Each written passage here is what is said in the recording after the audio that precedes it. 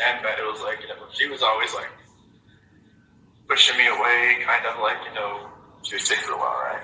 She had just got diagnosed with lupus, and she was on like a bunch of different medications and stuff. And, it was like, I guess I wasn't her type. And you weren't her type? I wasn't her type, because like, she told me like when she first, because we had met. She told you that? Yeah. I remember you telling me that. Yeah, it was like, when we first met, like, it was at a movie theater. My cousin's ex-wife set us up. You were dressed like shit, weren't you? I think that's what you told me. Yeah, I didn't know like that. Before and having a game. So she was fancy, and he was in like shorts and tennis shoes or something, right? I should have known the doorman, was in a suit. And I was just like, this isn't good. Like, was it a theater? It was a fancy theater, right? It was in Charlotte. It was called the Epicenter, and apparently they give you like champagne and all kinds of stuff. Oh, this is a fancy date night theater. Yeah. I think he came like he was going to a Cinemax. Like I was going to a party. Like AMC. Like a white theater. No, it was like you just watch the normal movie, but like you can like drink champagne and like have like your Jack and Coke beside the theater and just sit there and just whatever. But like when she first saw me, she was like, I should probably just turn and talk to the bartender a little more. No, I'm not. You're here to meet. But yeah, like I was like persistent, trying to pursue something. I liked her, and even on our first day, like I couldn't even eat anything really. I was just like, nervous. Really? Yeah, she was just like chowing down. She was like, you eat like a bird. I'm like, oh, that's not it. And she talked to my parents like, months later. She's like, this guy just never ate. Like this guy, he's like a trash school. Trash school. I was like, no, not around me. I was nervous. I was just like, I was always like shaking and everything. But I was always pursuing her, and then just like finally I grew onto her. Like I would always like with her medications and stuff. I would always she had like 8 bottles of medication, so I'd always get like her day and nights and kind of like put them all in that little flip open and go box, all that kind of stuff. And I would always be around her. I even went to her colonoscopy. She said after that she knew I was like kind of a keeper. It's like who goes to a colonoscopy after 2 months with somebody? That's a little soon. But she asked if she needed that ride. I'm like, yeah. She's like, you want to go across the colonoscopy? I'm like, sure, why not? Like even sat with her while she drank that nasty stuff all day. Yeah. Oh. Or she's in the bathroom all day. That's a good test. that clear stuff that doesn't really taste clear. Yeah, but it was.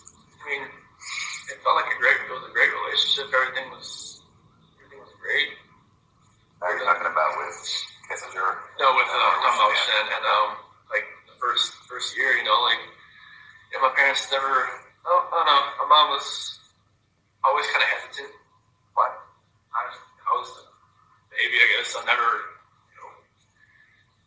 had a girlfriend in high school, so it's kind of like she never really saw me like.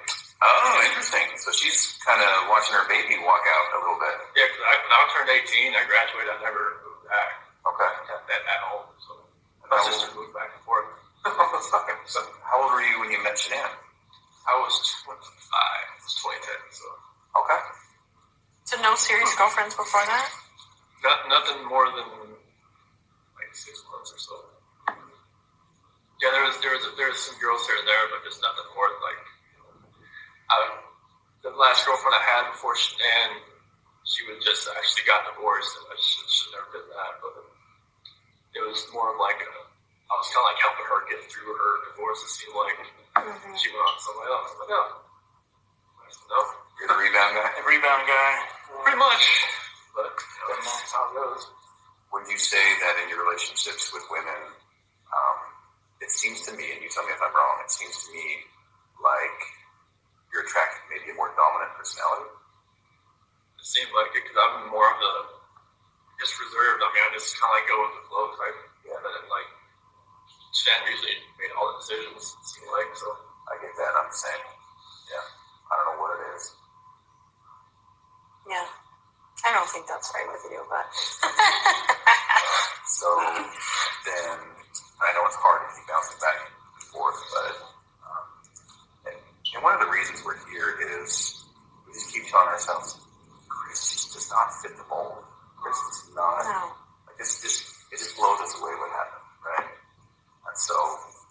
we will do a little bit of bouncing back and forth, and that's really just to get to know you a little bit better. Because we never really got that chance to do. We were talking twice. Yeah. You once. Yeah. I like maybe 3 or 4 times probably. So then do you call her Nikki or Nicole? I would call her Nikki. Okay. I know there's so many Nikki's and Nicoles in this. Right. There is. I got confused. So we'll call her Nikki. Okay. So then with Nikki, was it different? It just seemed like I was more in control. It seemed like that never happened. Like she'd actually like ask me like my opinion on a lot of things, and just like what I wanted to do, and just kind of like okay. That's new, wasn't it? Very new. That's fascinating to me. And so, did it feel more like an equal partnership, or? It seemed like it. Yeah. Okay. So then, when it was date night, would you guys talk about it? Would you ask to go somewhere, or would she say, "I want to go somewhere"? Was it too fast? The first time we went out, it was to a movie over at the Orchard, we worked over there, and I asked her like, "Hey, you want to go see this movie?" And like, yeah, I'm like, okay, cool. And we just got there, it was sold out, and normally probably just after just like 2 hours, like just go home, but now she just wanted to walk around, just talk. And, okay, Oh wow. so that was different, and I think she wanted to go to the car museum, Shelby Museum in Boulder. I've never been there, and That's right up your alley. I was just like, that was awesome, just walk around cars for like an hour or so, and then drag race in Vandermeer. Okay. I haven't been to a drag race since 2008. That was in Charlotte. Okay. Like that was a really drag strip over there. It's like the NHRA, the Top Fuel, the fun car stuff. Like me and my dad used to grow up. Go there like all the time. And then went to camping in Sand Dunes National Park. And I'd never been camping. I always wanted to do it. Thought it was she'd done it like countless times. Oh really? Okay. She's outdoorsy. Yes. Okay. She I guess every time like she needed to clear her head, she'd just go by herself, just go somewhere. Wow. But she's a completely new type of person and relationship. Yeah. Okay. All right.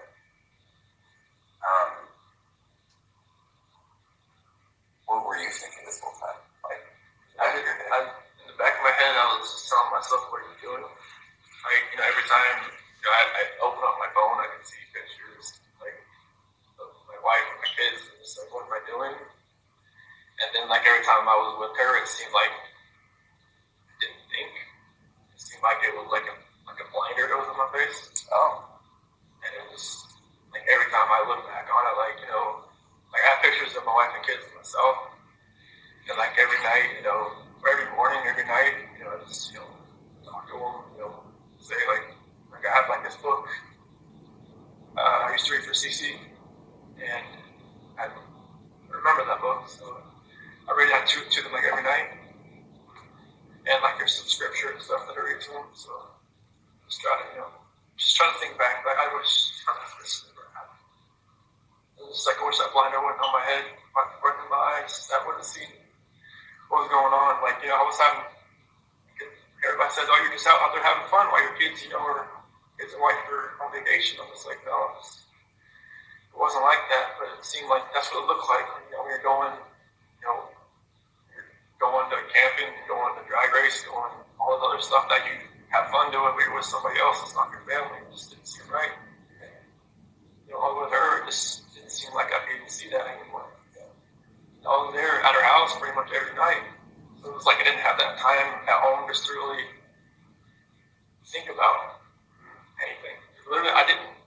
Like, I was only at home from like when I got home from work.